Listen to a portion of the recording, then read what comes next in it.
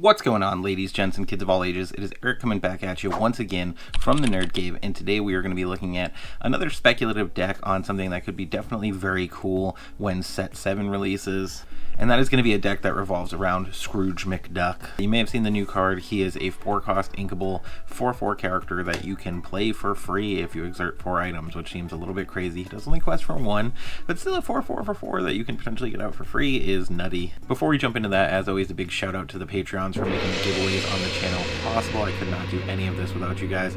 You make all of this work for us small YouTubers, so the Patreons are hugely important. If you want to check that out, there is a link in the description below. But without any further ado, let's go ahead and talk about our new kind of build for Sapphire Steel going into Set 7. So the first card and the only character in the 1-drop slot is going to be for Captain Hook Forceful Duelist, a 1-cost inkable 1/2 stat line questing for 1. But questing for 1 is not what makes him great. What makes him great is Challenger +2, so he is going to be able to take out those 3 defense characters very early in the game. It's going to help you against those aggro matchups. Another thing that's going to help you against those aggro matchups is going to be 3 Fire the Cannons, a 1-cost uninkable action. We were able to squeeze this in because with this Sapphire Steel list, I think even with the 3 Fire the Cannons, we're only on like 11 uninkables, and this is going to deal 2 damage to chosen character, which is fantastic into those Cinderellas and anything with 2 defense in the early turns. Great against Turnabog's followers, magic brooms, all that good stuff. Next up in the 1-cost slot, we are on some more traditional Sapphire Steel cards that step a little bit outside of aggro,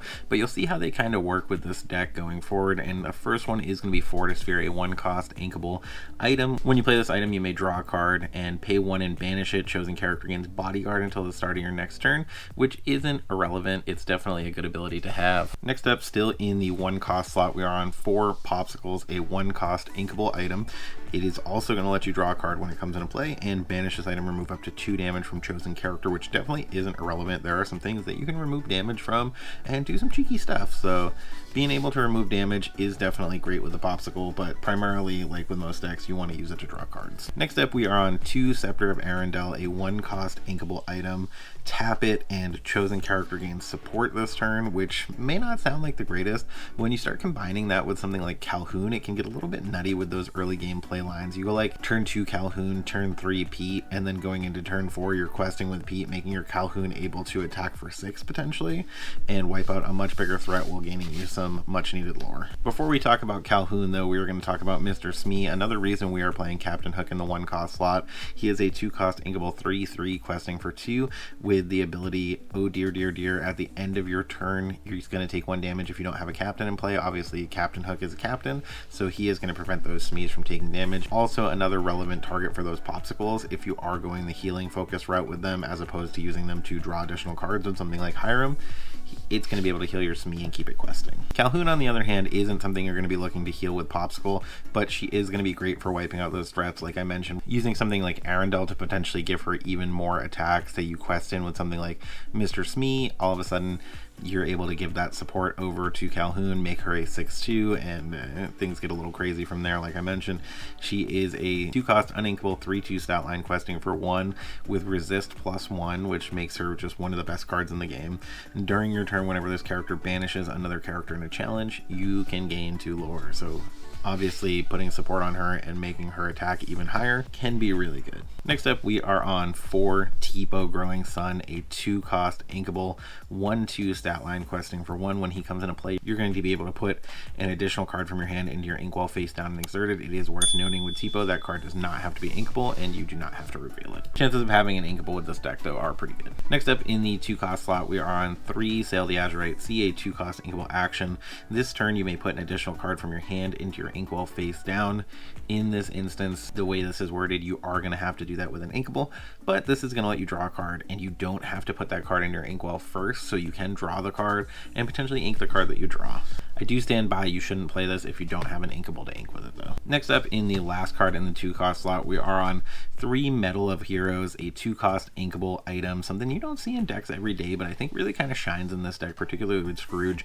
It does also have Exert, pay 2, banish this item, chosen character yours gets +2 lore this turn. Great way to close out games when your opponent may not expect it. And then moving over to the 3-cost slot, we are on 3 Lawrence Jealous Manservant, a 3-cost inkable 0/4 stat line questing questing for 2. However, when this character has no damage on him, he gets +4 strength. So in all reality, he is a 4/4 character until he takes damage. Next up, we are on 2 Pete Games Referee, a card that I think is just kind of a necessity for those steel deck lists, especially with more people moving back to Be Prepared in the current meta. We haven't seen as much Ursula. I think that's made people feel more comfortable playing those Be Prepared. A lot of characters are now stepping outside of the removable area for Sisu. Obviously, things could change with all those negative strength abilities that Ruby Sapphire is going to be getting in set 7, but I think more people are playing Be Prepared than Sisu now.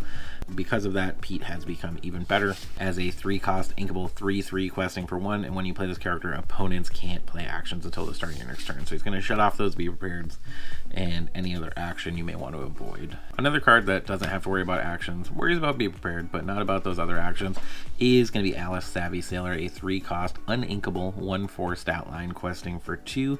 She does have ward, so your opponent can't choose her as a target except for challenging, and whenever this character quests, another chosen character of yours is going to get +1 lore and gains ward until the start of your next turn. I think it's always important to remember that that is still really good onto a character that isn't going to be able to quest yet. So if you play something on turn 4 that's still drawing, it's going to be readied and can't be potentially challenged, and then you give it ward in addition to that. Even though it's not going to be questing and gaining you lore, you are going to be protecting it into that next turn. Next up, in the last card in the 3-cost slot, we're on 4 Strength of a Raging Fire, a 3-cost inkable action song. Deal damage to chosen character equal to the number of characters you have in play. Obviously, having something like Pete in the deck is a great option to sing something like Strength of a Raging Fire. You go Pete 1 turn and potentially are going to be protecting your characters against something like a Be Prepared, keeping more characters on the board. Going into your next turn, you use that Pete to sing Strength of a Raging Fire and deal damage to chosen character equal to the number of characters you have in play, and you're just going to have even more characters in play than you probably would have otherwise, and then you continue to develop your board.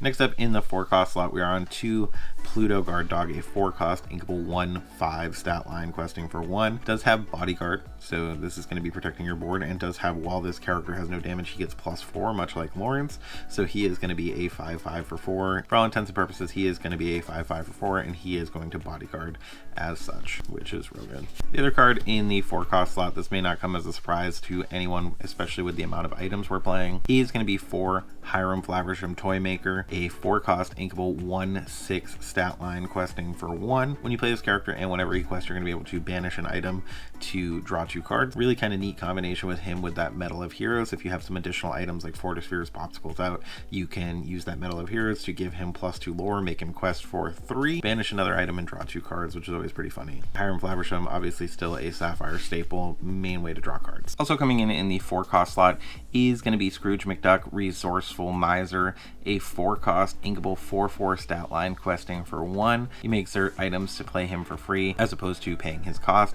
So you can do something really nutty like turn 1 Popsicle, turn 2 Tipo or Sail the Azurite Sea, and then turn 3 you already have 4 ink. You're in a position where you could play a 2-cost item and 2 1-cost items, immediately exert them and get that Scrooge into play, or you could play 3 1-cost items and even something like a Captain Hook, which is crazy, or a Fire the Cannons. This deck has plenty of 1-drops to take advantage of within those turns, and then still play that Scrooge McDuck, exerting those items, and then go into your turn 4 after that, potentially exert those items again to play another Scrooge McDuck, and then throw down a Hiram and start drawing more cards. All of a sudden you're on turn 4 of the game with 2 4/4s questing for 1 and a 1/6 questing for 1 that's going to pop items and continue to draw you cards. The potential openings for this deck are absolutely crazy. And jumping over to the 5-cost slot, we are on 3 Cogsworth Grandfather Clock, a 5-cost inkable 2/5 stat line questing for 2, shifting for 3. Obviously we're not playing a shift target in this deck, and he does have ward all on his own. He does not need Alice to give him ward, so he's going to be protected from any of that stuff that is going to remove him from the board, other than, like we talked about before, Be Prepared, and he is within the range of Sisu, so Sisus do take him out. But like I mentioned, more people playing Be Prepared, less people playing Sisu, and your other characters gain resist +1, so in the instance of something like Calhoun, it's going to be resist +2 at that point, which is a little bit crazy. Cogsworth still Fantastic. Great way to close out games with its ward ability. But that is the deck list. That is Sapphire Steel, what I think it should look like in the new meta. What do you guys think of this deck list? Do you think more stuff's going to come out that's going to be really relevant to the deck? Do you think that just Scrooge McDuck is the only change that needs to be made and the deck was very good during set 6 as it is? Tell me your thoughts in the comments below. Remember to like and subscribe if you're feeling so inclined. When you see those toys, video games, and those new set 7 deck lists off in the distance, remember, it is not a mirage. You guys have a great day.